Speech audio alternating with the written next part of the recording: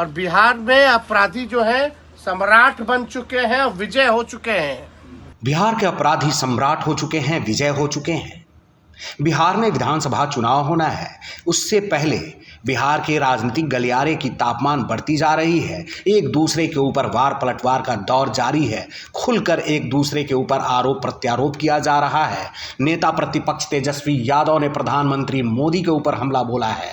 बिहार में बढ़ते अपराध पर चिंता व्यक्त करते हुए उन्होंने बिहार के डिप्टी सीएम सम्राट चौधरी और विजय सिन्हा के ऊपर भी इशारे में क्या कुछ कहा है, जरा सुनिए।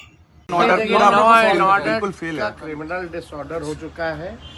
नरेंद्र मोदी जी को चश्मा उतार करके अब देखना चाहिए, टेलीप्रॉम्प्टर छोड़ करके अपनी बातों को रखना चाहिए। भयावह स्थिति है बिहार में।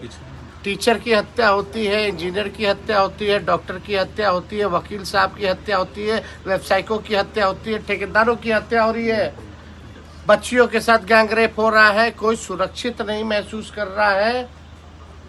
ये स्थिति बनी हुई है। बीजेपी नेताओं की हत्या हो रही है, प्रतिनिधि जितने हैं जनप्रतिनिधि उनकी हत्या हो रही है, पुलिस की हत्या हो रही है। हम कहना चाहते हैं नरेंद्र मोदी जी क्यों चुप हैं? एक बार भी चिंता दुख व्यक्त प्रकट किया है या आके भाषण देंगे? केवल देश के प्रधानमंत्री हैं, यहाँ वोट लेने आते हैं, वोट को मिलता है तो सुरक्षा देने की जिम्मेवारी प्रधानमंत्री की बनती कि नहीं बनती? मुख्यमंत्री से तो अचेत अवस्था में, उनसे तो बिहार संभाला नहीं जा रहा। रिमोट कंट्रोल से तो प्रधानमंत्री संभाल रहे हैं। और बिहार में अपराधी जो है सम्राट बन चुके हैं और विजय हो चुके हैं। समझ रहे हैं बात को? बीजेपी रिमोट कंट्रोल से सरकार चला रही है और यहाँ के अपराधी सम्राट हो चुके हैं, विजय हो चुके हैं। तो सुना आपने नेता प्रतिपक्ष तेजस्वी यादव ने क्या कुछ कहा।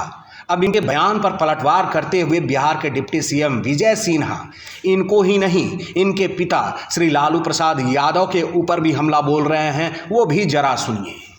खुला चुनौती है तेजस्वी यादव को कि विजय सिन्हा और विजय सिन्हा के परिवार के जिंदगी पर एक भी अपराध का तुम आरोप निकाल दो, लेकिन तुम्हारा पिता न्यायालय के द्वारा घोषित आर्थिक अपराधी है और तुमने राष्ट्रीय अध्यक्ष बना करके अपने पार्टी को ही नहीं, नेता प्रतिपक्ष के कुर्सी को भी अपमानित कर रहे हो, संवैधानिक संस्था को कलंकित कर रहे हो।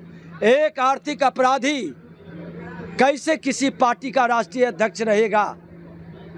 इस पर तो उनको बोलना चाहिए। और खुला चुनौती देते हैं आप लोगों के माध्यम से कि लो संकल्प कि भारतीय जनता पार्टी एनडीए गठबंधन किसी अपराधी को टिकट नहीं देता है, तुम भी किसी अपराधी और माफिया भ्रष्टाचारी को टिकट नहीं दोगे।